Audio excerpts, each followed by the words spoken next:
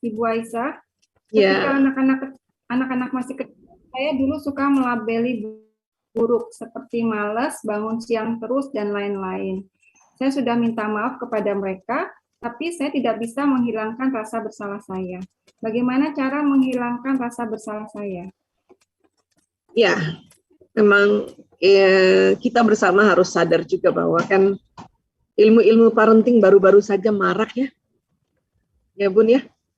Kenapa? Karena memang baru ada wadahnya, ada taklimnya. Bahkan kalau sekarang asik banget ada media sosial yang bisa memfasilitasi ilmu-ilmu parenting, termasuk kayak kita hari ini, walaupun tetap dari rumah. Ini nih luar biasa loh.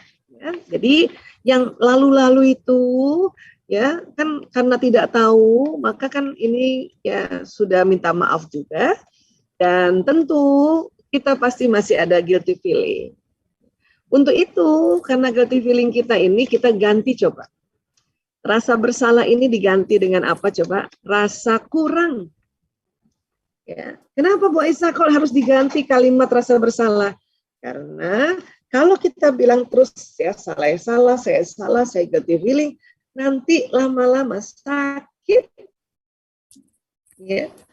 Bahkan nanti menyalahkan. Menyalahkan siapa? Menyalahkan orang banyak. Menyalahkan Allah juga nanti kalau kita selalu merasa bersalah. Gantilah rasa bersalah dengan rasa kurang. Kurang apa? Kurang tahu. Ya.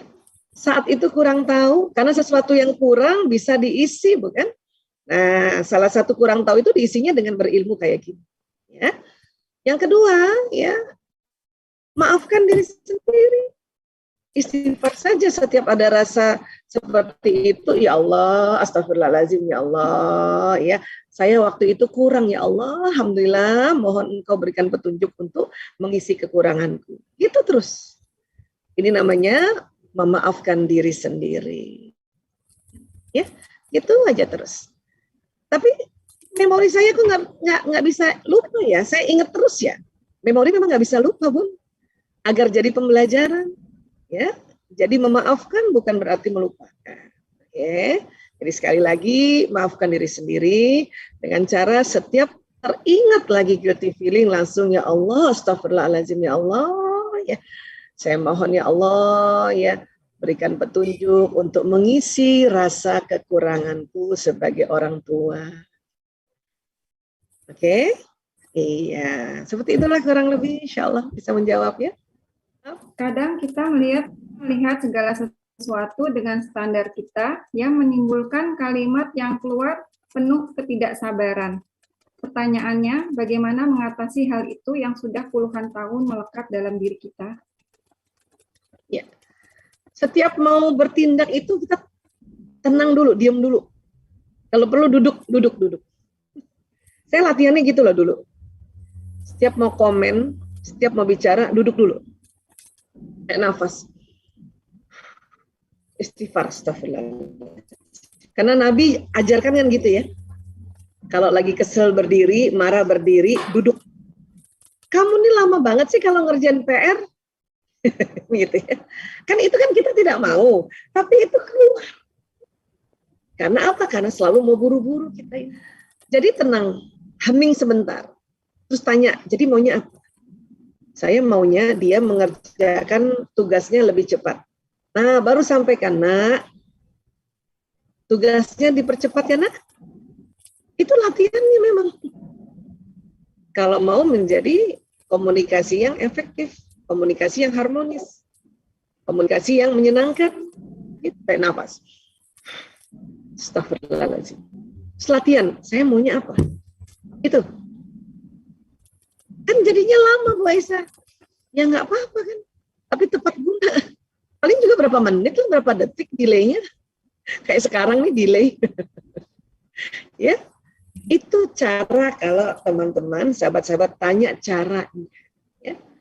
Saya nggak bisa Bu Aisyah, saya memang orangnya kayak gini.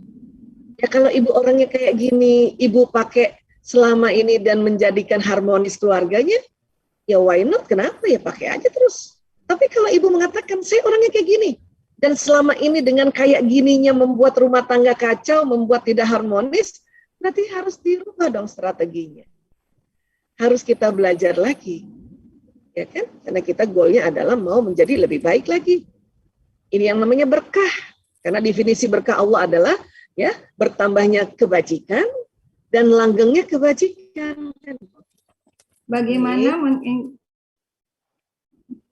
anak-anak bahwa mereka bisa lebih baik dari yang mereka kerjakan atau lakukan. Maksudnya supaya anak-anak tidak cepat puas dengan hasilnya, yang menurut si ibu bisa lebih baik. Kalau saat itu biarkan dia puas dulu mengerjakan pekerjaan saat itu. Jadi kita kasih rewards dulu saat itu. Karena aneh nih, orang tua ini aneh. Anak sudah mengerjakan, ya katakanlah dia membantu kita cuci piring, ya kan? Kan dia udah kerjakan, kita kasih rewards dulu. Karena banyak di antara kita dengan alasan tadi bahwa dia bisa lebih baik dari itu. Iya betul. Tapi saat itu beri rewards dulu. Karena kita banyak berpikir ya ketakutan bahwa nanti dia cepat puas, nanti dia cepat puas. Kita ketakutan. Jadi kasih rewards dulu saat itu. Karena anak-anak ini kan lagi mengatur otaknya.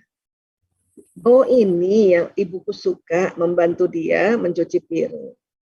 Alhamdulillah, terima kasih nak, udah cuci piring, bantuin bunda. Udah gitu dulu. Kemudian lihat lagi bahasa kasihnya apa. Kalau dia sentuhan fisik sambil diusap-usap. Terima kasih anak, ya peluk. Tapi kalau anak yang bahasa kasih sayang yang pertama bukan sentuhan fisik, malah bahasa kasih sayang sentuhan fisiknya nomor 5, itu nggak usah pakai dipeluk-peluk, dia malah jengah. Gitu. Ya. Dan yang namanya rewards, nggak mesti harus hadiah semua. Ya kan? Nah ini penting masuk tadi konsep bahasa kasih sayang tadi.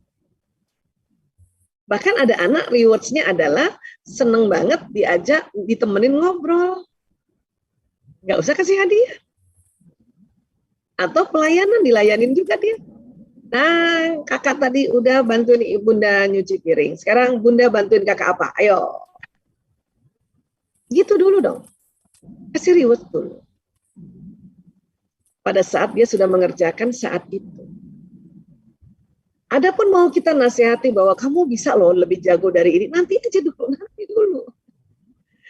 Karena nanti pada saat ada waktu lagi senggang, ngobrol-ngobrol, cerita-cerita.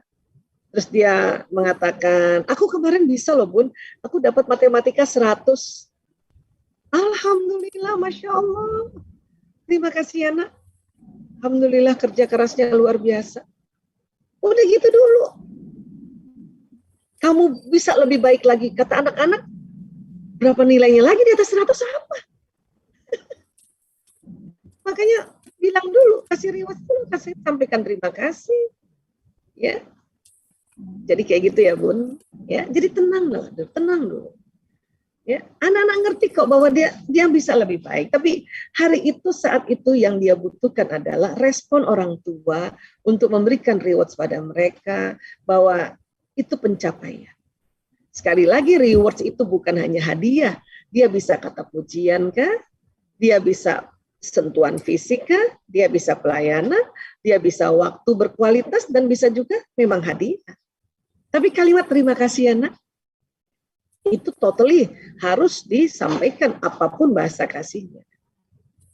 Ya. Iya. Oke, mudah-mudahan bisa ditangkap dan diaplikasikan ya. Oke.